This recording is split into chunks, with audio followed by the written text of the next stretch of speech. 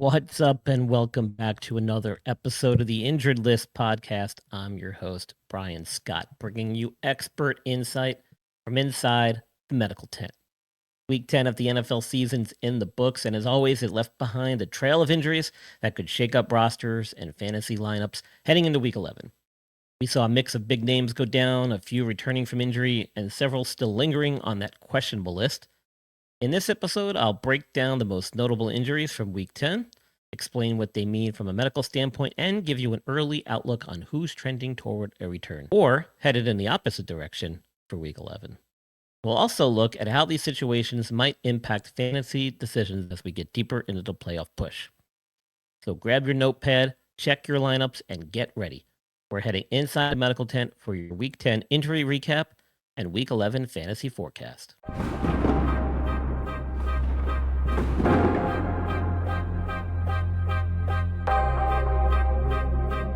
Please welcome the host of the Injured List podcast, Brian Scott. This episode is brought to you by ILP Sports Consultants, where athletes and organizations get personalized injury guidance and support. Learn more at ilpsports.com.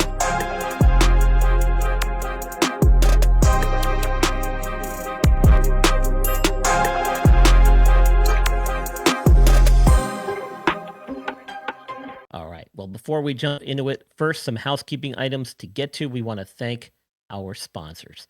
The Injured List podcast is powered by ILP Sports Consultants, expert sports injury concierge services.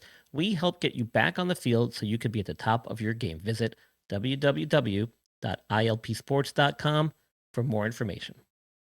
SeatGeek. Use code InjuredListPod and receive $20 off your first purchase with SeatGeek. Get tickets to your favorite shows or sporting events. Use code InjuredListPod. Concussions in sport are a big problem, but they don't have to be. Use NeuroGuard plus mouth guards to not only reduce the risk of concussion, but increase performance. Use code ILPSports and get 10% off your purchase. Check out Fast Draft Fantasy. Fast drafts, real prizes, and fresh action every week. Use promo code TSS for a deposit match up to $50 on your first play. Download Fast Draft Fantasy and start winning today. Okay, let's get kicked off at the tight end position. During Week 10, the Miami Dolphins' Dalton Kincaid exited in the third quarter with a left hamstring injury and did not return. Multiple reports, such as NBC's Pro Football Talk and Pro Football Network, list him as week-to-week with the hamstring issue. With a week-to-week designation, he's likely to miss a number of weeks. As we know with hamstrings, the high injury re-injury rate once you get back, plus the amount of time it takes for these to heal, is quite variable. Exact return time frame at this point is unknown and depends on how he progresses through the rehab and whether or not he has any setbacks. From a fantasy roster impact standpoint, he's a key target. His absence will create a sizable void in Buffalo's passing game. So if you roster him, treat him as unavailable until official updates come out. You may want to consider a backup or replacement. With hamstring injuries, it's important to keep an eye on daily practice reports and any team updates. If he appears as a limited or full practice, that's a huge difference, and that'll significantly impact his return outlook. Typically with hamstring injuries, I expect to see an athlete get at least 1 to 2 full practices under their belt before they are returned to the field and cleared. The reason being, again, is a high re-injury rate. Keep in mind, even with a full practice, it's almost impossible to simulate game-like conditions. And this, unfortunately, is what leads to the high re-injury rates we see with hamstring strains. So keep that in mind as well. Next up, the New York Jets wide receiver Garrett Wilson, who just came back from a knee injury after their bye week, who subsequently exited their Week 10 game versus the Cleveland Browns in the third quarter after another injury to his right knee, the same knee that he had previously missed games with. Team reports and from imaging and sources indicated a knee sprain, and Wilson will miss at least 3 to 4 weeks, which is very similar to previous injury, which saw him miss some time. The good news, at least now, is that many reports are saying he's not expected to require surgery at this time. But with the 3 to 4 week absence projected, Wilson is likely to be out through approximately weeks 11 through 13, and the team already has had their bye week. So whether this is a re-injury or a new one altogether does not really matter much in my professional opinion. This could be the last we see of him this season in any meaningful fantasy capacity. The real question is whether or not he fully recovered from his prior injury, and if this is at all the same. That could determine if he makes it back at all this year, or if this could potentially bench him until the offseason and require more invasive treatment, aka surgery. We will have to see how this plays out. How about Joe Burrow, folks? Burrow suffered a grade 3 turf toe injury on his left big toe in week 2, which required surgery. The prevailing thought at the time was that this would be season ending.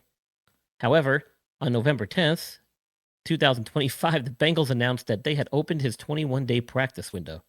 He practiced in a limited capacity on that day, meaning he is eligible to be activated from injured reserve within this window.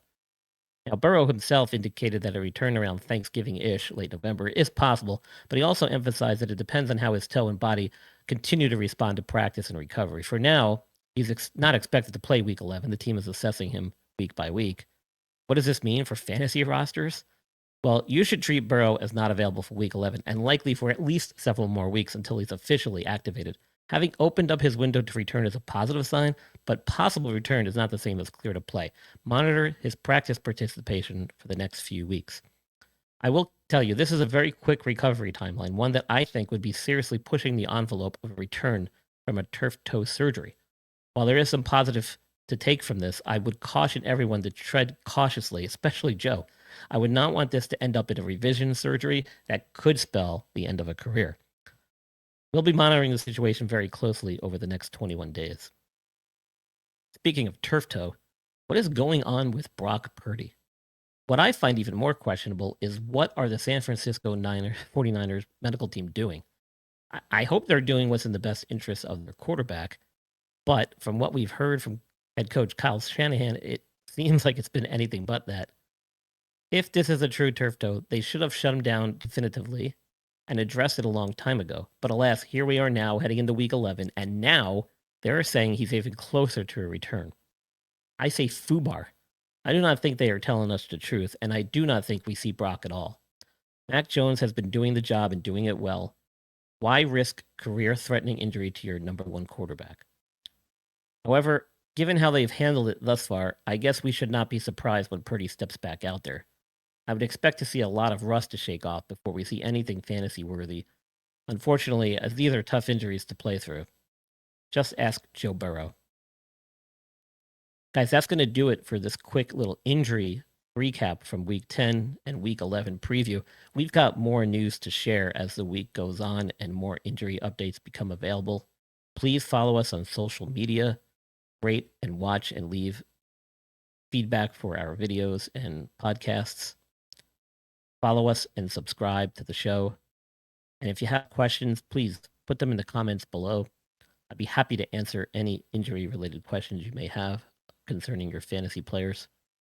As always, everybody, stay safe, stay active, stay off the injured list.